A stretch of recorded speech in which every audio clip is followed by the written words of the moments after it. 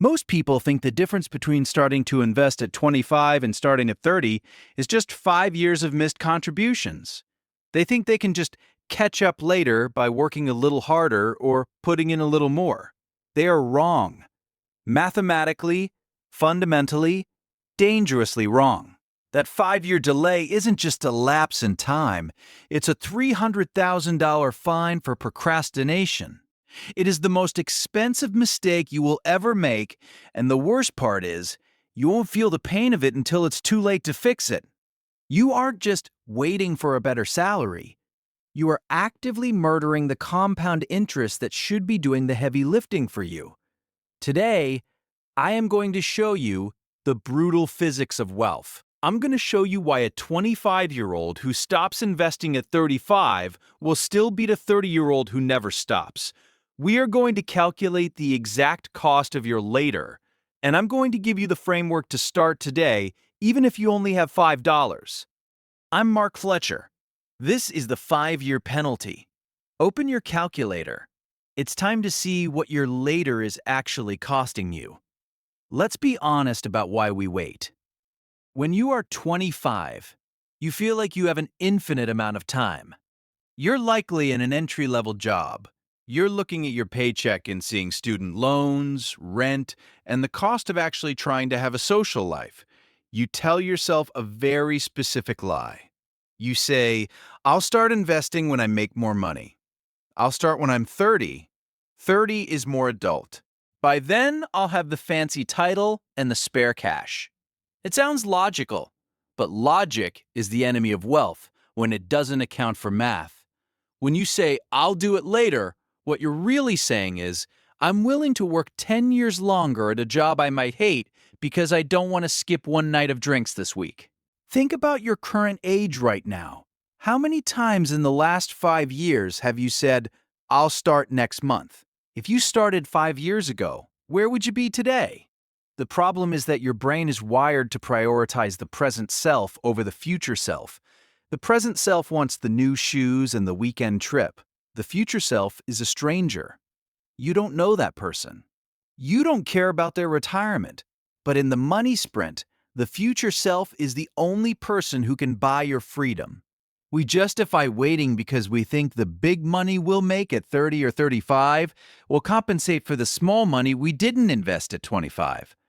But in the world of compound interest, the size of the seed matters far less than the length of the season. If you wait until you have enough to invest, you will never start. Because as your income grows, your lifestyle will expand to swallow it. This is the first trap. You are waiting for a finish line that keeps moving. Let's look at the numbers. We're going to compare two people, Investor A and Investor B. We'll call them Sarah and John.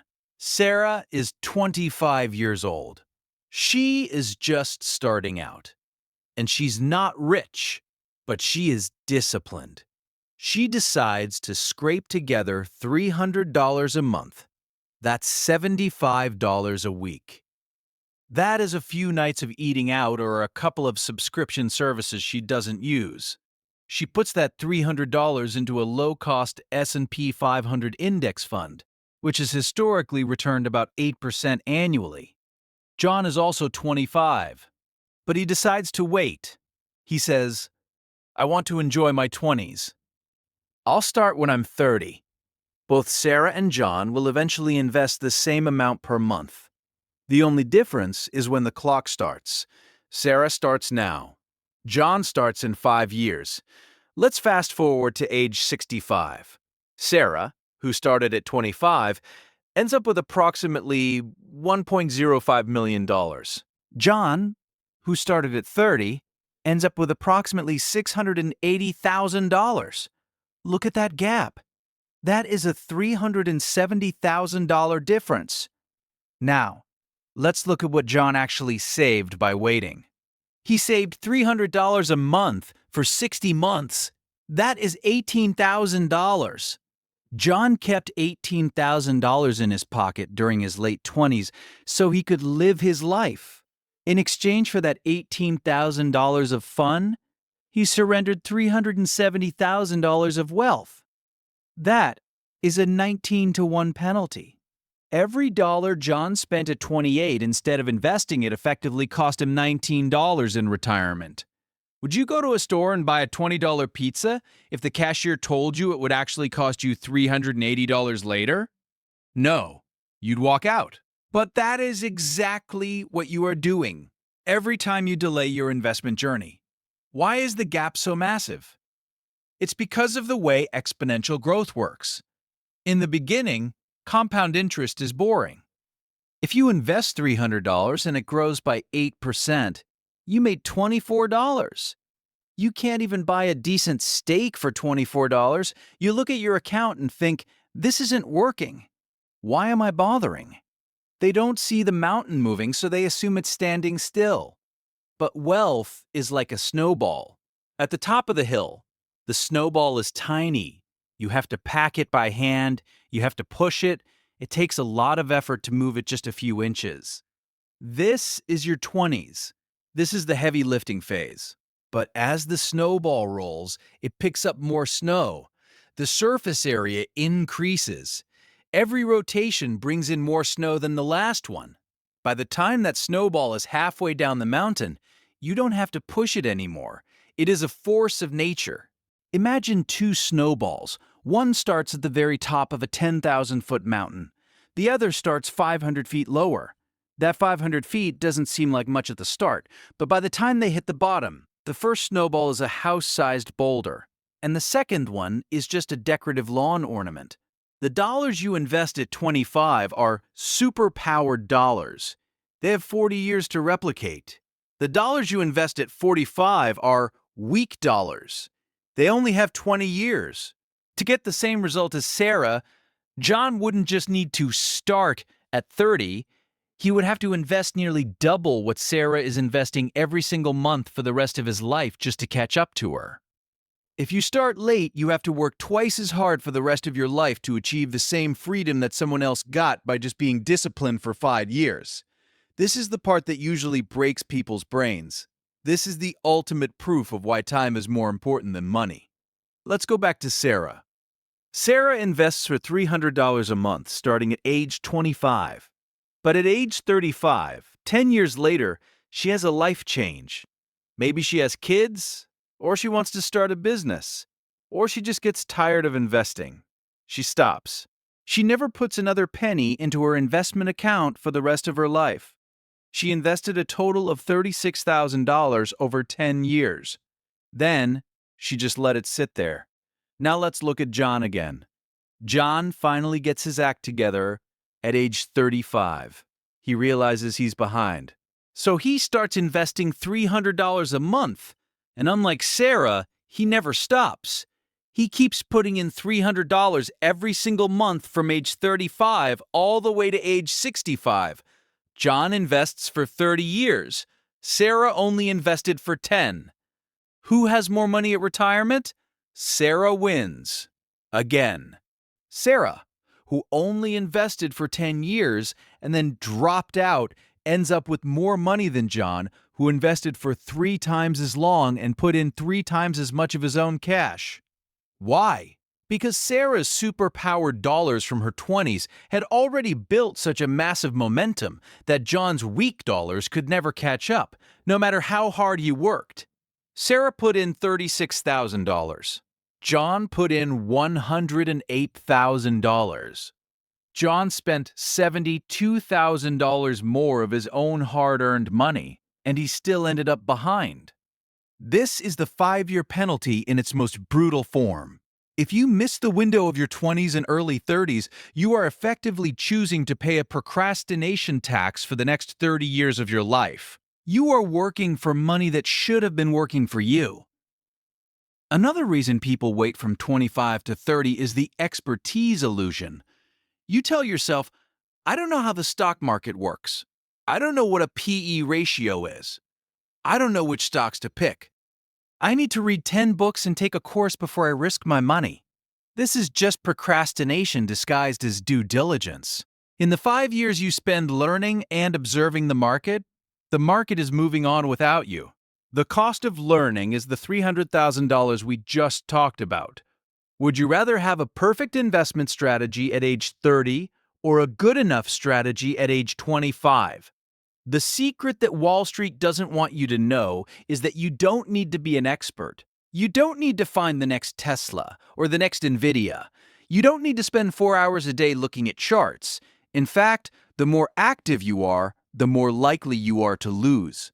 If you just buy the entire market through a total market index fund, you are mathematically guaranteed to beat 80% of the experts over the long term. Wealth creation isn't an IQ contest, it's a temperament contest. The winner isn't the person with the highest grades. It's the person who can stand the boredom of automation for decades. Analysis paralysis is a wealth killer. While you are waiting for the perfect time to buy, or waiting for a market crash so you can get in low, the people who are just blindly, boringly investing every month are pulling miles ahead of you. You don't need to be right. You just need to be in. There is a non-mathematical reason why starting at 30 is harder than starting at 25. I call it the squeeze. When you are 25, your life is usually simple. You might have roommates. You might drive a beat-up car. Your expectations for luxury are low. Scaping together $300 a month is a matter of discipline, but it's usually possible because you have very few fixed obligations. But what happens between 25 and 30? Life gets heavy. By 30, you likely have a partner. You might have a mortgage, or at least a much more expensive apartment because you're done with roommates. You might have a car payment. You might have a wedding to pay for. You might have a kid. Suddenly, that extra $300 a month that was so easy to find at 25 is nowhere to be found. Even though you are making more money at 30, your cost of being you has skyrocketed. At 25, you have a low income but low friction. At 30, you have a higher income but maximum friction. It is much harder to start a new habit when you are under the pressure of a mortgage and childcare than it is to continue a habit you already established when you were broke. If you start at 25, your investment contribution is just another bill you pay. It's part of your baseline. You don't even miss the money. But if you try to start at 30, you have to cut something. You have to take money away from your lifestyle. And as we know, loss aversion is one of the strongest human biases. It is physically and psychologically painful to downgrade your lifestyle to fund a retirement that is 30 years away. This is why so many people who wait until 30 end up waiting until 40. And people who wait until 40 often never start at all. They get caught in the squeeze and they never find the exit. So, how do you beat the penalty? How do you stop the bleeding today? You have to simplify the game so much that it becomes impossible to fail. You have to remove your own brain from the equation. We've established that you don't need to be an expert. What you need is an index fund. An index fund is essentially a bucket that holds a tiny piece of every major company in the country. When you buy an S&P 500 index fund, you are buying Apple, Microsoft, Amazon, and 497 other titans of industry. You aren't betting on one horse. You are betting on the track. Do you believe that 40 years from now, the world's largest corporations will be more valuable than they are today? If the answer is yes, then you have all the information you need to start. Here is the 3-step no-brainer setup. First, open an account, a Roth IRA if you're in the US, or the equivalent tax-advantaged account in your country. If you don't have one, open a standard brokerage account. Do it today, not tomorrow. Today. Second, set up an automatic transfer. This is the money sprint secret. Do not trust yourself to remember to invest. You won't. Set it up so that the day after your paycheck hits, the money is pulled out of your checking account and sent to your investment account. Third, set up automatic buy. Most brokerages allow you to automatically purchase your index fund the moment the cash arrives. Once you do this, you are done. You have successfully automated your wealth. You no longer need to check the news. You no longer need to worry about the market being high. You are just a passenger on the ship of global capitalism. and the ship is moving toward your freedom. If you can only do $50 a month, do 50. The amount matters less than the start date. You can always scale up later, but you can never go back and buy your 25-year-old self a ticket on that ship. I've shown you the math. I've shown you that Sarah, the dropout, beats John, the hard worker, simply because she respected the clock. I've shown you that waiting 5 years is a $300,000 mistake. You now have a choice. You can close this video, go back to your day, and continue telling yourself the lie that you'll start when things settle down. You can accept the $300,000 fine. You can choose to work an extra 5 or 10 years of your life to pay for your current procrastination. Or you can decide that today is the last day you pay the procrastination tax. Every day you wait is a day of compound interest you will never see. Every dollar you spend today on something you don't need is $20 you are stealing from your future self. Wealth is not about what you earn. It's about what you keep and how much time you give it to grow. You don't need to be a genius. You just need to be a person who takes action. Stop being a spectator in your own financial life. The clock is ticking, and it's either working for you or against you.